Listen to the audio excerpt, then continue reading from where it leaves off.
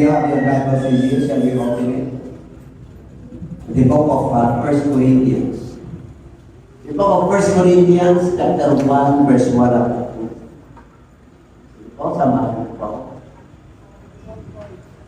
Lakasan po.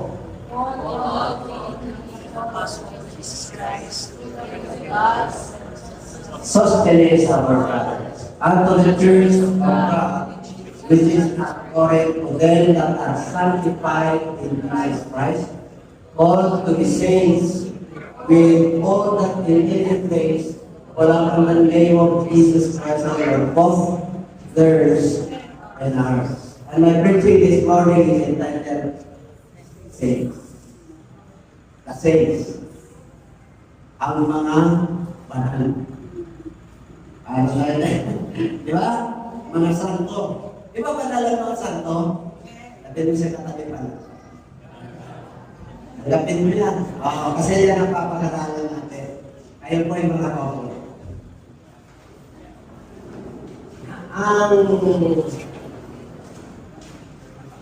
Pag sinabing banal, dito na po ang tingin. Okay? Dito na po ang pagtingin. Pag sinabing saints, ang nasa pumapasok at sumasagit sa ating isipan ay yung mga sinasamba. Yung bato. O kaya kung ikaw naman ay may nagawang kaputihan. Kaya yung ating tradisyon, pinagdaanan po natin sa pinagalingan po natin. Siyempre po, yun ang turo sa ating mga nito. Kaya pinagawa, halimbawa si Mother Teresa. Siya po ay ginawang santa kasi babae siya. Kasi may ginawa siya.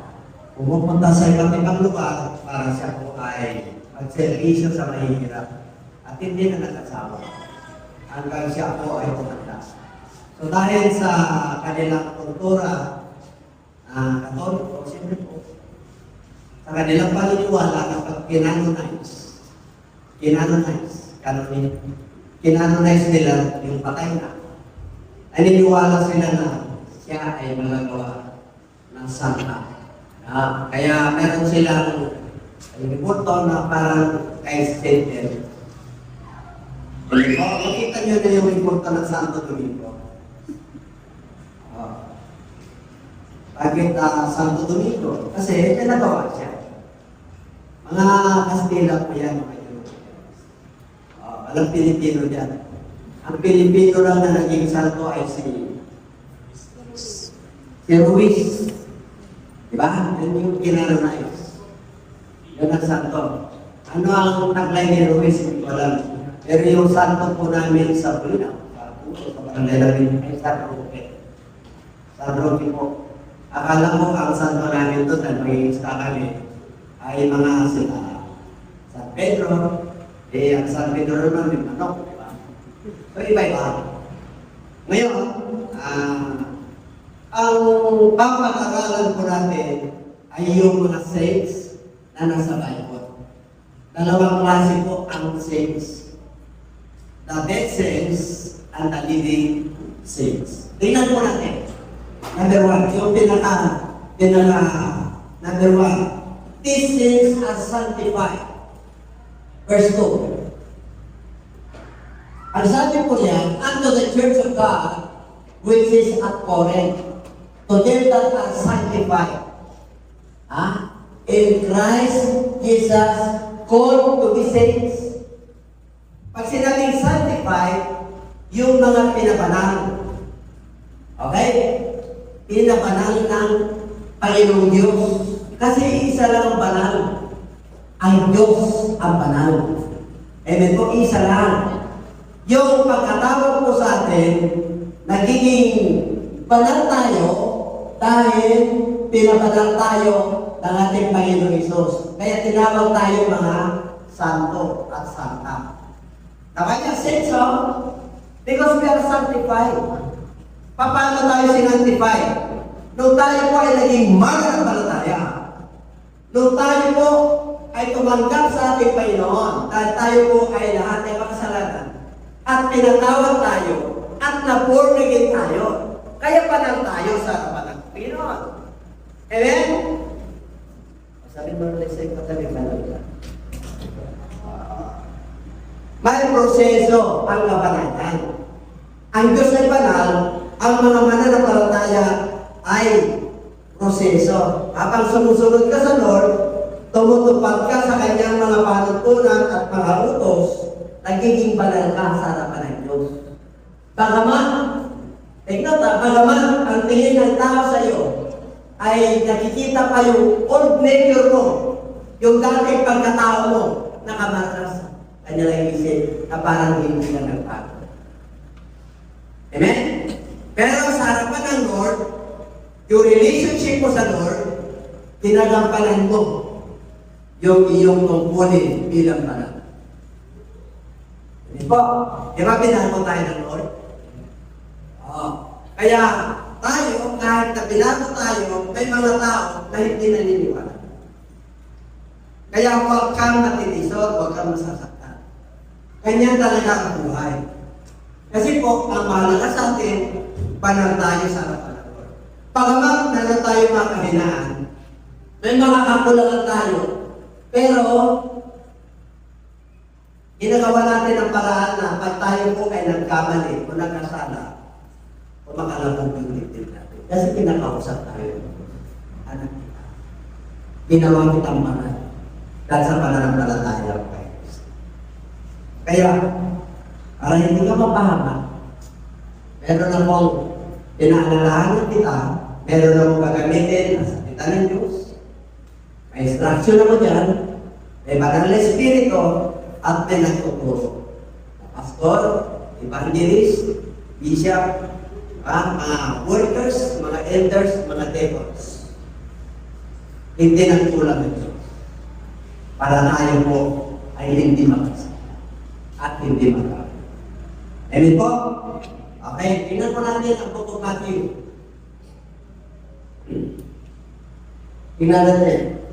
Be ye therefore perfect, even as your Father which is in heaven is perfect. Pero mo, perfect pa pala. Kasi anak tayo lang.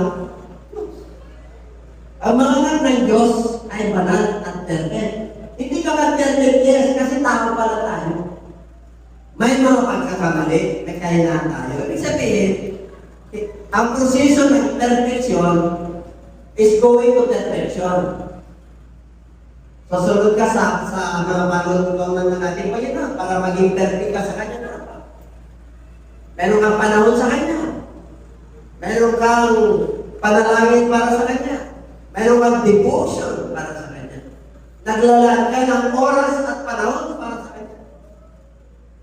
Amen po? Kasi, pinabanalan tayo.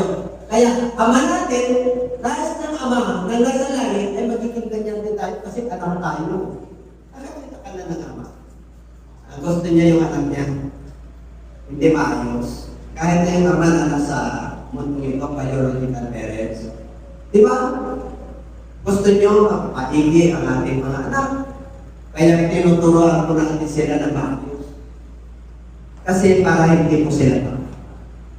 Ngayon, 1 Peter, but as He which hath called you is holy, so be holy in all manner of conduct. Lahat. Kailan, pati nung hindi pa tayo sa Lord, nung yung old nature po natin, hindi pa tayo tinawag na magiging banal. Diba? Ang dami tayong kapintasan. Alam natin yun. Diba? Dami tayo. Kaya magiging banal tayo sa lahat ng mga conversation, pagsasalita, yung action ninyo, yung pag-iisip ninyo. Kasi nga, anak mo na kayo. Ang tungo nyo ay buhay na walang hanggan.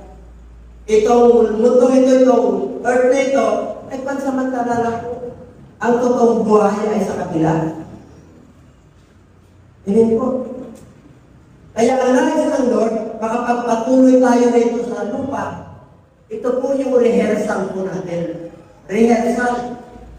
Dito ka mag-practice na magpuri, makinig, manampalataya sa Diyos. Para pagdating natin doon, hindi ka na ignorante. Ano gagawin mo sa langit? Sinabi po ng Biblia na tayo po ay sasampasan at magpuri at wala nang tiisin doon. I will wipe away your tears. Wala nang hirap doon. Kasi wala nang tukod doon. Kasi siya yung mismo yung ating araw. Yung liwanag. Siya mismo. Kaya wala kang problema doon. Yun yung pangako ng Diyos eh. Yung tubig, patis po ng buhay po yan. Yung hindi nakuha nila agad sa kanila na yung prutas na kinain nila, nagkasala sila. Yung kaya magkakaroon tayo ng buhay na wala agad. Kasi yun ang nakahanda para sa akin. Amen? Dito punong-puno tayo ng bigati. Sakit, karamdaman. Lumalaban po tayo. Pero dahil sa kagandahan doon ng Diyos, we are sanctified. Pinabalan tayo. Grabe, pinabalan tayo. Lahat tayo ng kasala. Tapos ang kapintasan natin sa harap namin, hindi tayo marapatawa. Anong ginawa ng Diyos? Binigay niya yung pinapupunan. Ha? Para pagtapan yung ating mahina. Kaya sabihin ko sa'yo, ang ating mahina. Ha? Nasusulat. Ano yung nasusulat? Kasi nabi nasusulat, nandiyan na sa Word of God. Magpakamalan ka sapagkat yung Ama natin na sa langit. Kita niyo? Kaya pag sinabi nila, paano ka ba? Amen. I am sanctified. What the Bible tells us? That's sanctified. Because of the faith in Jesus. Oh, paano yung mga pag hindi naniniwala kay Kristo? Ay, sorry na lang. Alam niyo yun. Kasi yun ang sabi ng kanyang salita. Diyos ang nagsalita. Hindi niya lang niya sinalita. Ililimbang niya. Isinulat niya. Para panutunan natin yun. Kasi itong Bible na ito yung nakasulat dito, yung din ang masusulit sa atin. Pagdating ng Judgment Day, ito rin.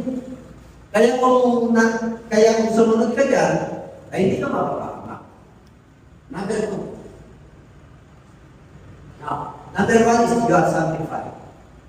Number 2 is faithful. Tingnan mo natin. Hindi ko Ephesians. I am an apostle of Jesus Christ by the will of God to the saints. Saints. Mga banal. Ang saints po dyan, banal. Which are at Ephesus unto the faithful in Christ Jesus. So number 2 requirements.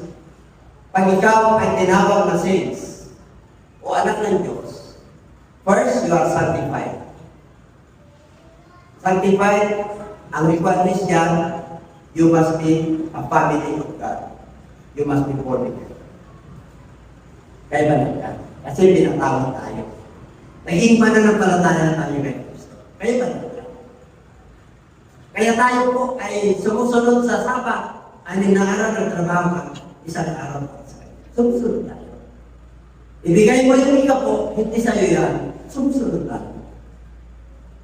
Amen? Magiging mabait tayo sa kapwa. Sumusunod tayo. Mahalin man ko sige sa lahat. Sumusunod tayo. Pag inanong ka ng kasalanan, ayaw mo. Tinatanggihan mo kasi pinapanang ka. Amen? Tinan mo yung mga panagalat na pinatawag. Diba? Totoo yun. Totoo. Kasi nag-reflect yung glory ng Diyos sa ating katawan. Did you not know that your body is a temple of God? Di ba lang na itong katawan nito, temple ng Diyos? Kung wala tayo kay Lord, templo ng kaaway ko, lalagyan natin ng kasalanan. Yung bunga natin, lalagyan natin ng pagkukuha. Hindi pagkukuha. Yung isip natin, nasama ng isip natin. Kasi wala tayong kinakatarutan. Dahil po, pag gumawa, tayo ng kasalanan noon, matalikod naman. Di ba? Ano po yun? Okay? Yung mga banal sa Ephesus, sila ito. Kanina sanctified, tinabanal.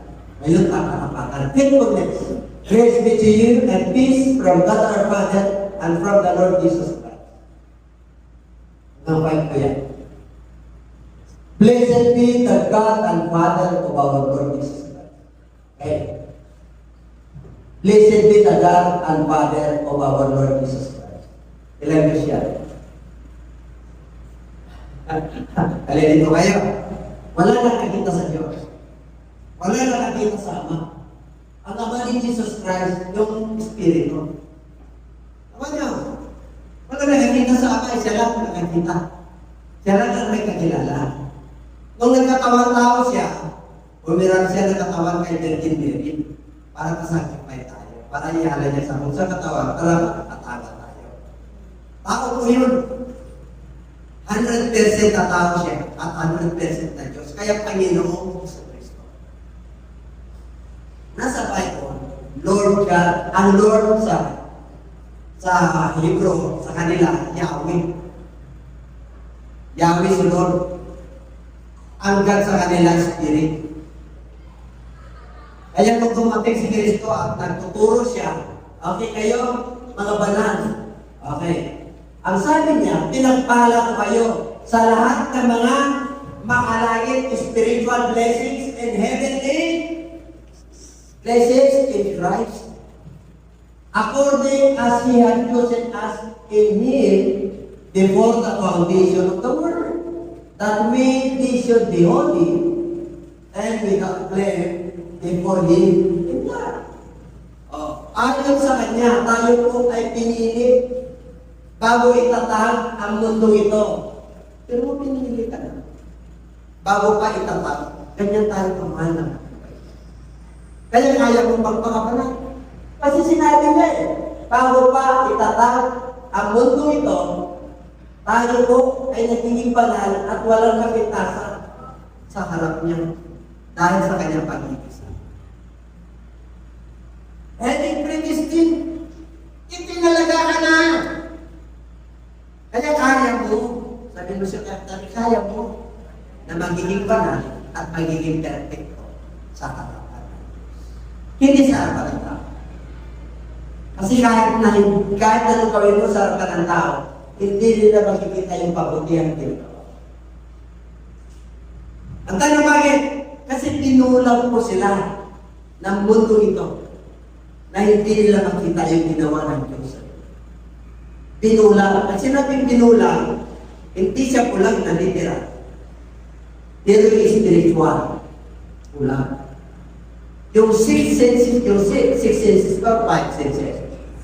Kising. Five. Yung ears niya, kising. Pero pagdating sa word of God, tulog. Hindi siya nakakapasok. Alam niyo ba kung yung iba, bakit sila ay natiskante? Iba yung matalino. Iba, maraming matalino sa theory. Sa book. Pero sa gawa, hindi. Naman niyo?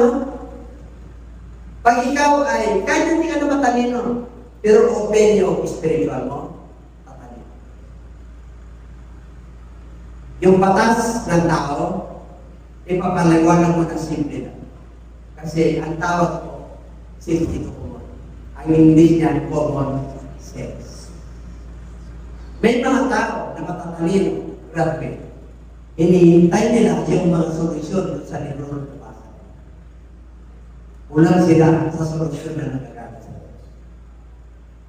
And everybody say, kaya magtaka kayo, bakit yung iba? Tapos naman, magaling naman sa school, akal naman. Bakit yung tama-tama?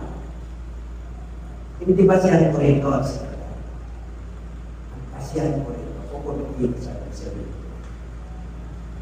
Kung kasama mga Diyos. Amen? Kaya pagkasama mga Diyos sa iyo, kahit na hindi ka daan nakakal. At kahit na hindi ka nakakal.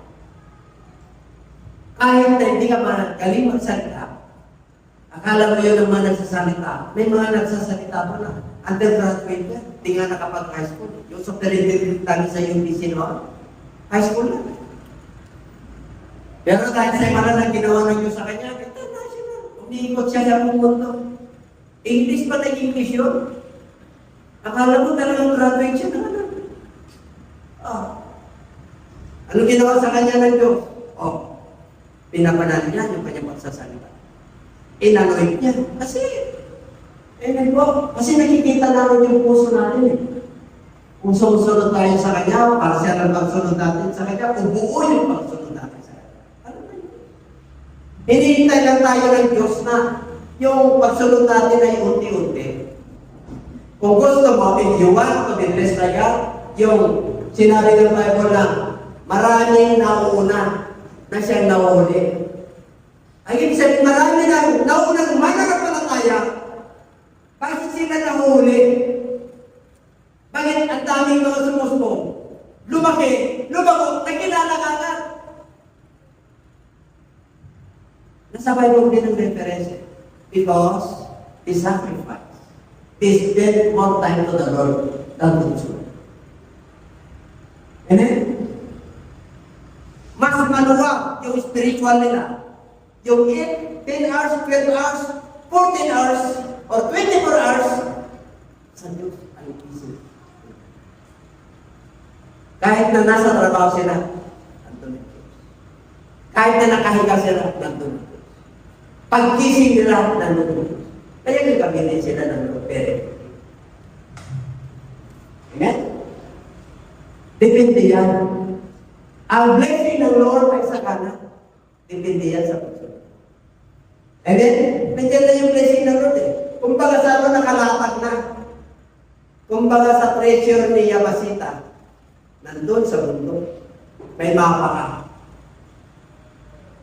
Amen? Hindi ka na magbubungkal ng 25 years. Nandiyan yung bundok na yan. Nandiyan. Kahit nabungkalin mo yan hanggang sa ilalim. Pero pag may mapa ka, nandito, may sign, yung puno, may batis.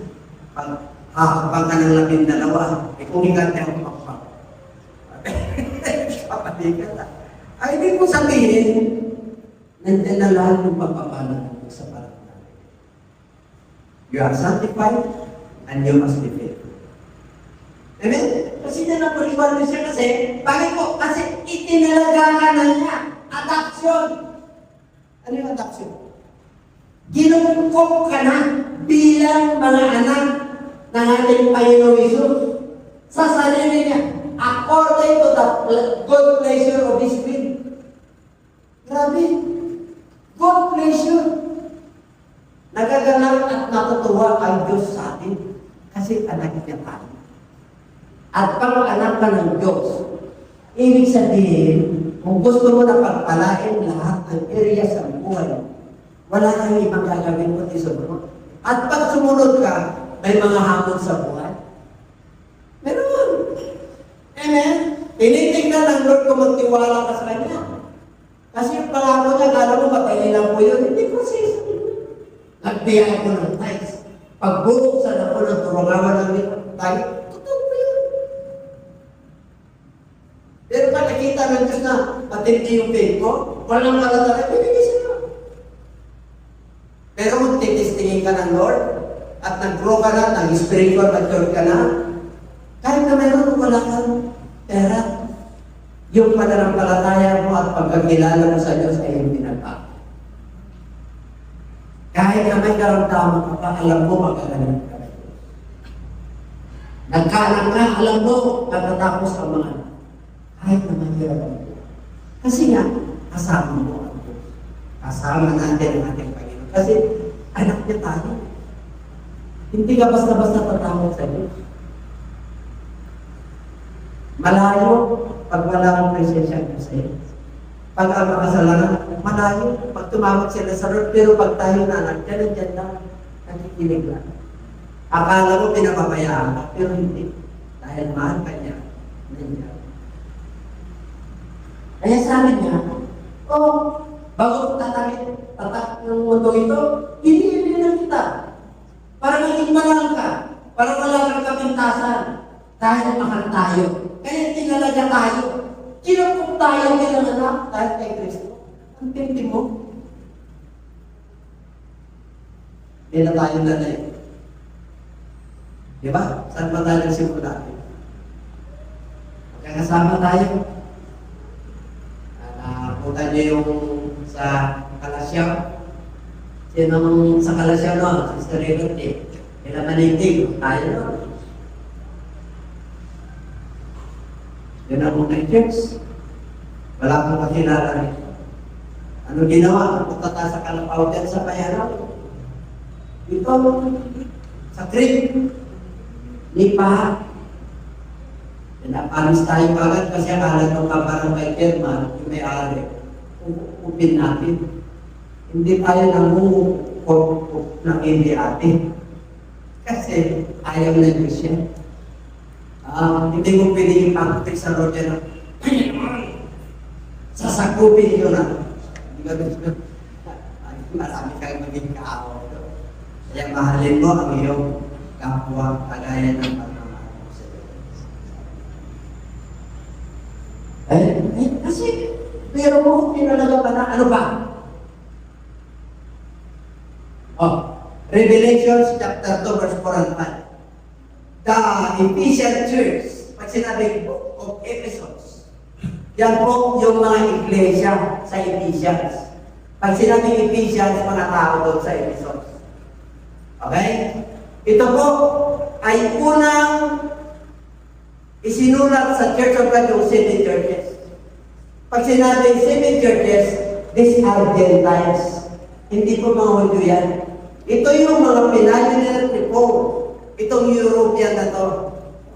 Hanggang nakarating dito sa Asia Minor. Mga Gentiles po yan. Kaya yung Ephesus nabanggit po yan. Ang Ephesus naman na palataya, napakasigla nila magpuri.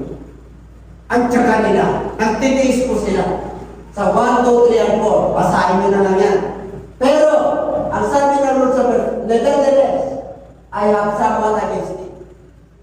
Meron akong hindi nagustuhan sa inyong mananampalataya sa Ephesus. Bakit? Naglilipon kayo, ministry kayo, nagsisikap kayo, nakamasipag kayo sa ministry. But I have a thing against you because thou was left that person. Nung una kang mananampalataya, mga taga-Ephesus, mga taga-Dagupan, nung una kang mananampalataya, ang sigla mo sa iyong pananampalataya. Nung dumating ang mga bagyo, pagsubok sa buhay, naglamig ka. Hindi ka na nagpatuloy. Kung nagpatuloy ka man, 10 taon ka na sa pananampalataya, kung mag-worship ka, hallelujah. Hallelujah. You then, the first. Alam nyo, pag kayo ay magsinggiro, mararamdaman yung lalaki at babae kung matabang. Di ba ba? Matabang. Bakit matabang? Pagkakulang ang ayuda. Ang ibig sabihin yung alawas, yung kumapasok. Ano na sa isip ko ayuda? Una, nagtitiis, marami ka na. Kaya nalalamig.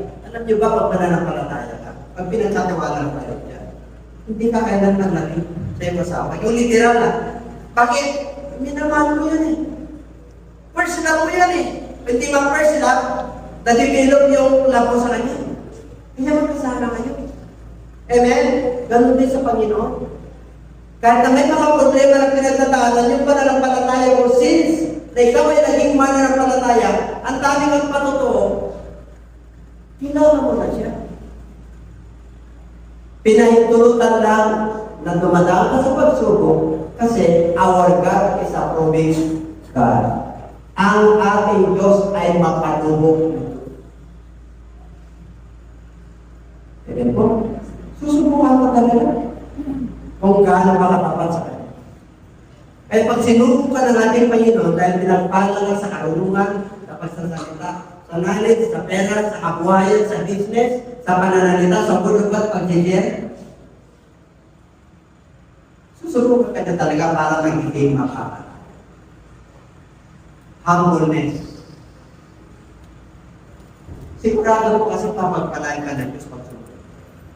Di ba dami ng pinagpalas pictures? Pag Naging sa Amerika, hindi lang dito.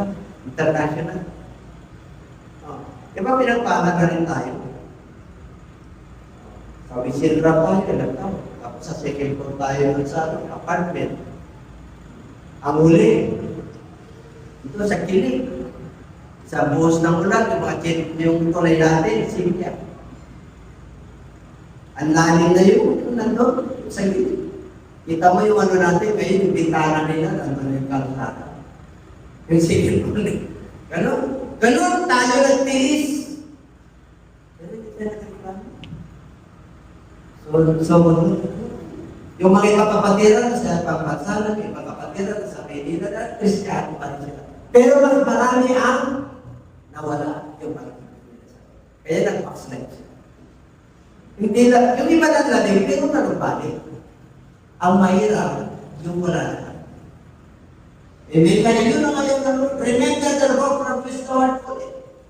Kaya kayo ng mga yung first na pinawala, saan ba kayo bumagsak? Pinagbagsakan yan, kaya nawala yung first love. Parang ganito yan. Nawala yung first love ko sa'yo. Bakit? Ayan, sumit mo. Diba? Wala ko pinakatamaan yung real love. Real. Hindi ko hindi. Yung real love lang. Hindi ko pinag-inipan ko kasi siya. Pagod ako sa trabaho, iba yung ginagawa ko. Nandun ka sa ginagawa ko. O kaya, instead na, magpapama ako kasi nakarating yung mister. Diba?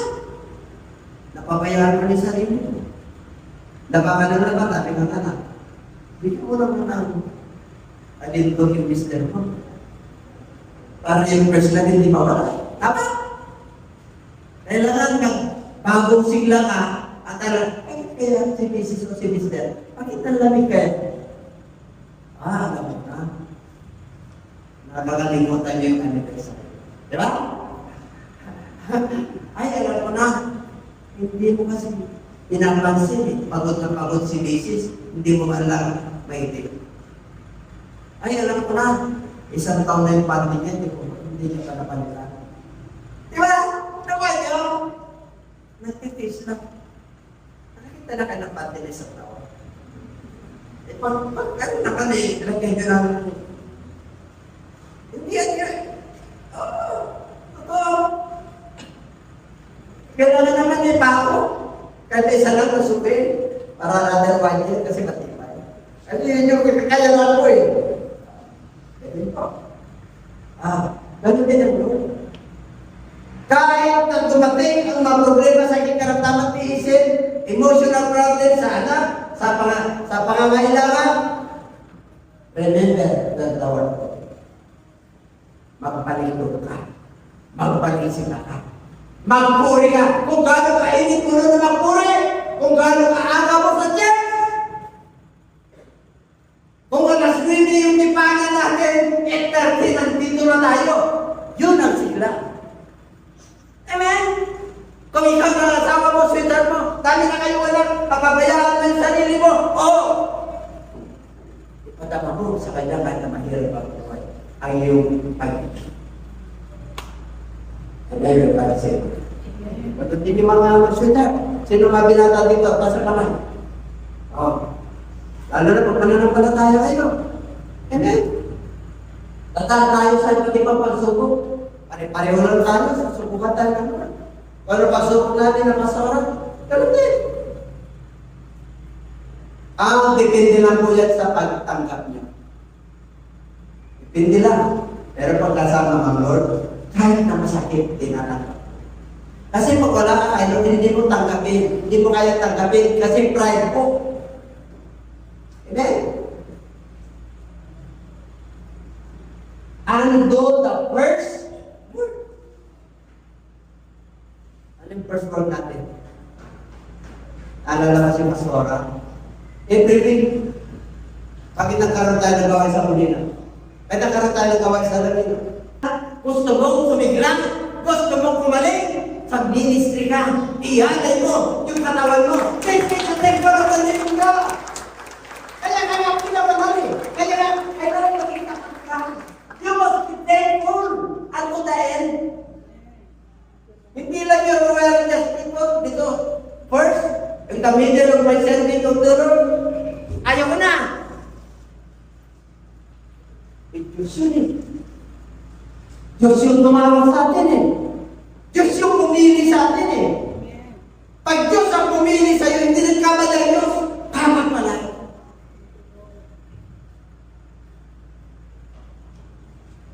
Sabi mo sa katabi ko ng tao. Aksyon na lang ang kailangan. Aksyon. Oo, ka. Hindi pinagpapalad ako ng Lord. Wala akong kakabi. Yeah. Nakarelax lang ako. Paano pakita sa Diyos? Gusto ng Lord, tingnan nyo sa pagbibigay. Ano sabi ng Lord? Sa ibig, na loob ibig. Magbigay ka. Talo ka. Tapos talo. Kumbaga sa puso, pag hindi mo binigyan ng tubig yon, walang tubig na darating naman. Pero pagka yung mineral water mo yun na lang ang iinumin mo, at pinagay mo doon, iyakin pa sa'yo, hindi ka naman sa Amen? Kaya, pag nagbigay ka ng oras mo sa Lord, ang tindi mo. Pag nagbigay ka ng panahon mo sa Lord, yung talent mo, inalay mo kay Lord, ang tindi mo. Kaya ka nga may talent eh. Para i-exercise, para gamitin, para ma-develop, para tumatag ka, para maging maayos ka, para magaling ka ng Diyos. Kasi inaasahan ng Diyos na ikaw ay anak niya, na mayroon kang gagawin, pinabanal ka niya para maging tapat ka. We are predestined before the foundation of this world. We are predestined. Hindi ka na. Gampanan mo na lang yung sinasabi ng Diyos sa iyo. Kaya sabi ng Lord, papagpalain kita hanggang sa iyong mga anak, yung anak ng anak mo, yung mga kaapo-apuhan mo, kahit wala na ka na sa mundong ito, papagpalain kita kasi anak. Everybody say, pinamay mo na rin, nagpalan. Wala na nabaman ka. Bakit? Nagpalan ka. Ha? Hindi na kayo mapapahiya na mag-ipan. Maganda mag-exercise din ba?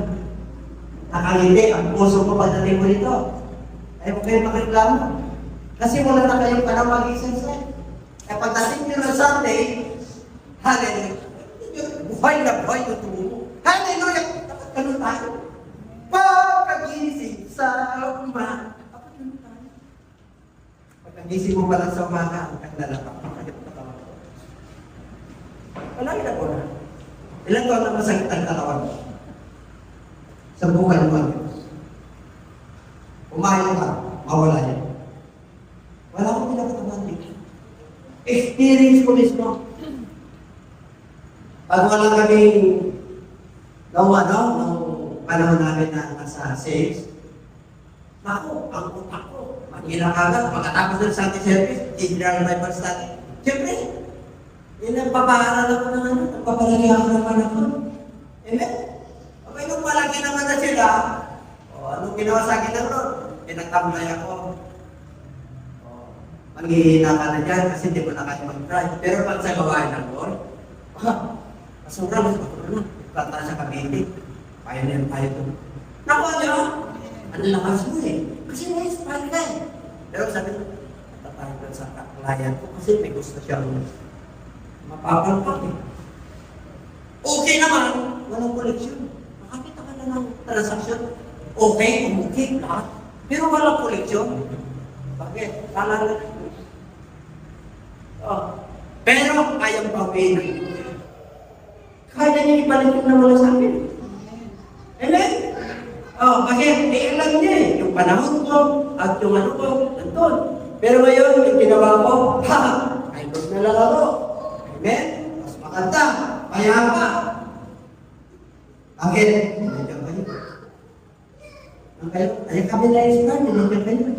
lumalakas kayo, nagbabago. Tumatatag kayo. Amen? Masaya na kami noon. Masaya na kami.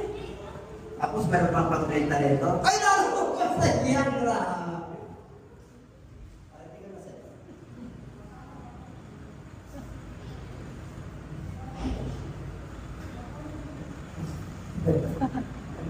Hindi ako nagtatanda. Alam niyo kung bakit? Given kayo sa harapan ng Lord. Kaya kayo pagpalain lahat. Depende yan sa nature faith nyo. Amen? E lalo pa, desire ko na lang kayo magkaroon ng sasakyan. Hindi ba dito nagkaroon na yun? Karoon na ng vaccine natin. Bakit po? Magsunod. Magsunod na. Kaya kang ginawa ka ng lamot eh. Kasi may katuwa ang Diyos. Hindi mo nakikita Diyos eh. Siya yung... Kaya sabi niya, hindi nyo ba na inyong kakaman ay templo ng Diyos? Ako yung ulo, ikaw yung mata. Ikaw yung tenga, ikaw yung paa. Gagamitin kita yung espiritu ko nasa iyo. Kaya hindi ka makakasakit, kaya malakas ka. Amen? Oh. Grabe. Tingnan nyo. Kung manumbalik tayo, isip na. Or else, I will come unto thee quickly and will remove thy candlestick out of his place. Except, you ready? Ay, magsisi tayo. Ngayon na ako nagtindari mo na agad. Tagal ko na pala, ilang taon na ako na nasa wilderness. Wilderness ng trabaho, wilderness ng problema, wilderness ng sakit, wilderness ng pag-aalala. Ilang taon na pala ako. Ngayon ko lang nalaman. Panginoon, I will stand. I will shine. I will arise. Tumayo tayo. Kung saan tayo tumapa. Hey, ano sabi ng Bible? 7 beses kang tumapa. 7 beses ka. Ilang beses ka lang tumapa. Amen? Faith in Christ and love. Yan yung mga requirements para maging santo ka at santa ka. Diba? Santo Domingo, San Pedro, San Felipe. Diba? Pero pag po yung ano mo, Santo Domingo. Diba? Pero pagka hindi, pagka consonant, San lang. Diba? Diba? Kasi Santo Pedro. Di bagay, San Pedro. Tama nyo? Tingnan nyo sa Bible nyo. Saint Matthew, Saint Mark, Saint Luke, Saint John. Sa Bible. Mga panal po yan. Tapos panal pa. Alam niyo mga panal kung nakapanal siya sa spiritual warfare. Ang demonyo alis. Pag nilihan mo na yung subukan nyo ilihan sa asawa nyo. Parang may karamdaman nyo, huwag kayong matakot. Sinabi ka naman eh. Panginoon, ang kinin mo. Hindi lang si pastor, hindi lang si Kisan, hindi lang yung mga workers. Ilihan sa asawa mo. Pag may lagnat, manampalataya ka tingnan mo. Number 3, yung pananampalataya mo kay Kristo dapat hindi magkano. And, yung pagmamahal sa mga santo. Yung pagmamahal sa mga katira. Na, pinagaling, napanin yung mananampalataya. Tingnan natin. We also, since the day we heard, do not cease to pray for you, and to desire that you might be filled with the knowledge of His will, and all wisdom and spiritual understanding. Tuloy. That ye might walk worthy of the Lord unto all pleasing, being fruitful in every. Kailangan mamunga ka. Paano ka mamunga? Okay, tingnan natin. Every good word and increasing. Hindi ka nati-decrease. Increasing in knowledge. Ilan taon ka na sa pananampalataya? Bakit? Ano yun? Bakit bansot? Ano yung bansot? Hindi nag-grow. Nakikita na kayo yung bansot?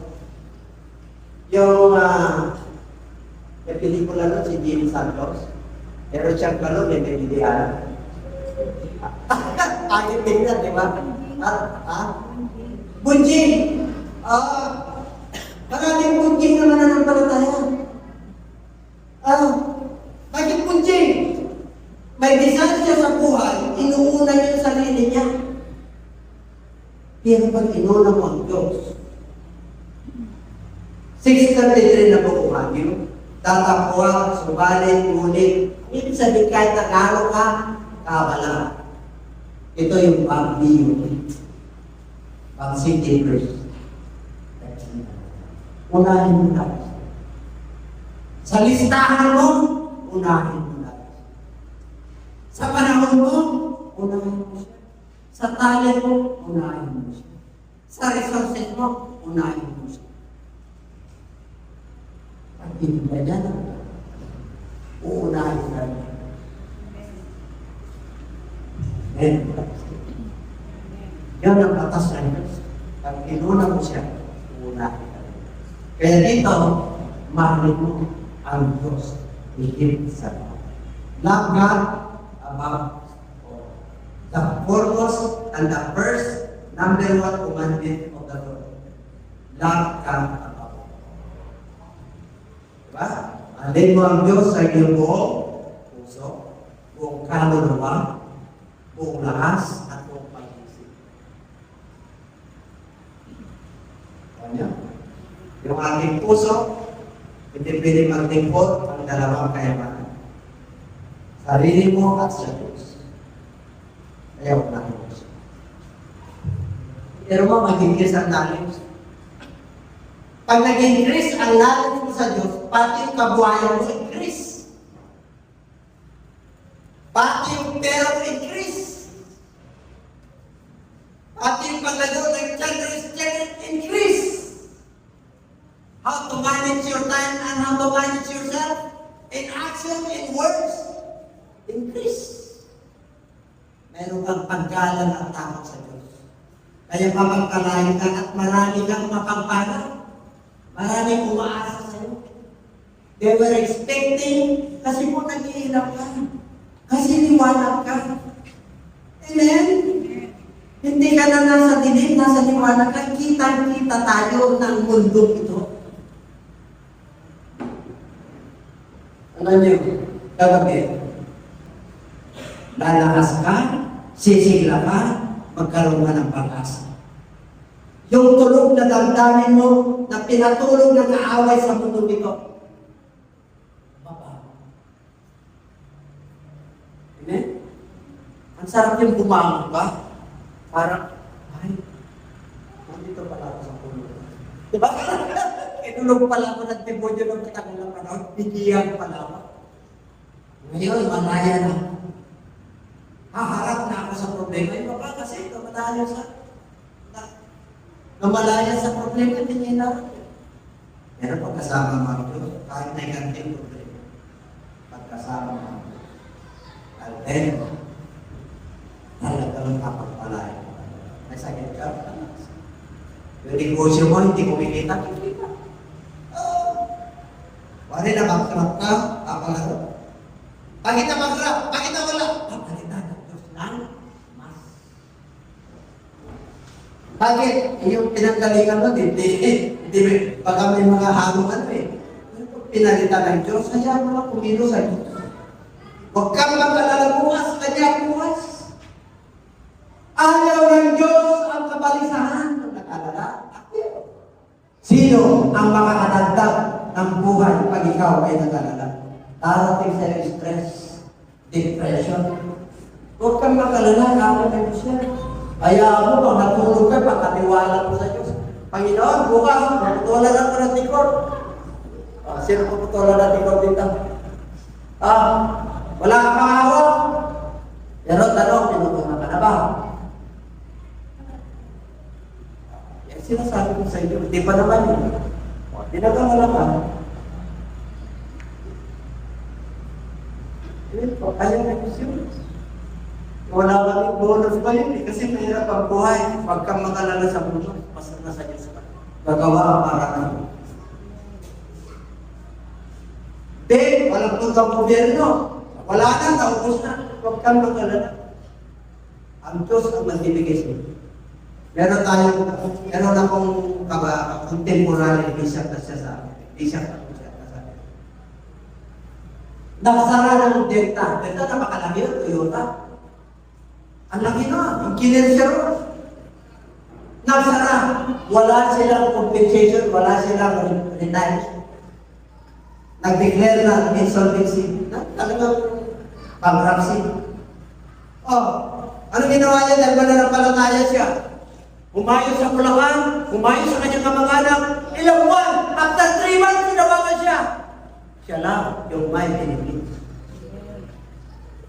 Kita mo na. Meron bang mahirap sa Diyos? Siya lang. 30,000 during that time. That is 1970s. Magkano na yun? Na parang nasa Amerika po sila. Naglilingkod na siya sa road. Alam mo yung ano na yan, yung kayo contemporary ko. Ako bakit grabe. Grabe ang matutunan. Yung asawa niya, ang liit, ginagawa niyang boxing bag. Iniitsa niya. Grabe na. Sabi ko sa inyo mga kapatid, kasi ang daming estudyante na niya eh. May kotse siya eh.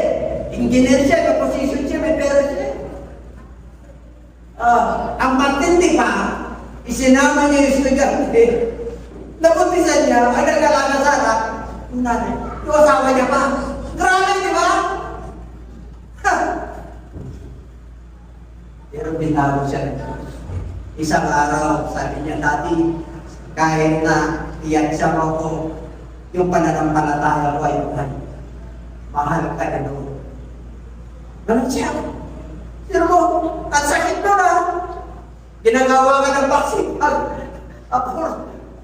Hindi sumuko yung asawa.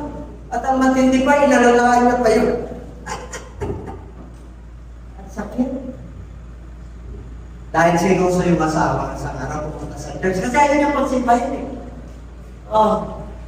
Ayaw niya pagsimbahin. Kaya, yung kanyang kasuotan, pambahan lang. Pero nakasukot yung pansimbahan niya. Pinunta niya sa simbahan. Nangarap si Bishop Galili. Nahipo ang kanyang puso. Nangusap ang sa kanya. Nako! Siya mismo, voluntarily, lumuluha.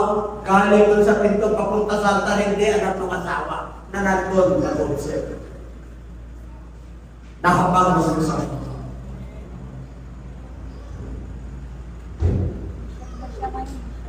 Bishop na siya, Calvin na naman. Nasa Amerika. Alam niyo yung naging anak sa labas? Inala niya sa Amerika. Pero sinawalin niya yung asawa. Kasi yung original na. Naradyo. Napalako. Kaya kung kayo man ay may mga anak kayo na may problema, pagkaniwala niyo na sa Diyos. Dalhin niyo rito kahit ayaw nila. Hayaan niyo ng Diyos mag-usap sa kanila. Amen? Kasi, lalo na pag 18 years na yan, ako may sarili na nga. Pag nasa Amerika ka na, yan ang inintay na mabata ng babay. Bye! I don't know you. For you. Kasi, pinagalitan ko ako sa sport. Pag 18 years ako, trabaho mo na ako sa gusto ko. Wala ka nang pakialam sa akin. Wala nang bakas doon. Amen? Ayun ang dalang. Pag nasa North Carolina, hindi naman lahat. Pero ibig sabihin, pag ikaw ay Christian na Amerika, tinakot ka sa Lord, hindi ka gano'n. Pero kung nalit si Joseph, pag nag-increase ang nalit mo sa kabuhayan mo, sa pagmamanis mo, sa pamilya mo, sa time mo, sa talent mo, ibigay na Diyos yan. Pangalan na Diyos yan, pera. Ako pa kapatid. Hindi ka mag-alala sa pera. Meron na meron ka. May tutukutin ka sa emergency. May pambayad ka. May pang-basic needs ka. Yung tsahe ko, tuwag ko ba eh. Sabi ko, yung may bibigay ko, yung tama na. Kasi wala na. Retirement ako sa road na lang ako. Hindi mo na siya, pag-pre mo pagdating ko, kasi baka mamaya expectation nila, siyempre. Di ba? Ang Alam mo naman kung nakabarong pa, di ba? Expectation nila. Talagang panto-panto, di ba? Alam mo pag nakabarong ka ng Diyos, pagkuha pa na ng panglatayo niya, panto-panto, pero sa nangyayari niya, walang panto niya. Pero darating na lang yan. Ano pa ba? Oh! Strengthened with all might, according to His glorious power, unto all patience and long-suffering with joy. Yung suffering mo, no? Nakikita na rin siya yung suffering. Well, mag-suffering ka. Ay, hindi na makasal sa pasyon. Lord, salamat ko. Long-suffering. Well, nakakita ka na rin hirap na hirap ka sa buhay, tama? Hindi ka talaga nagpabaya, pero hindi ka nag-alalaw na wala ka ng bigas. Yun ang hinahanap ng Diyos. Doon, tingin sa Diyos. Kung saan walang-wala ka na, God will demonstrate His power to you. Na ipapakita sa iyo at ipapadamay niya sa iyo na anak ka. Ipapadama sa iyo na walang imposible sa Diyos sapagkat siya ang nagmamayari ng lahat. Amen?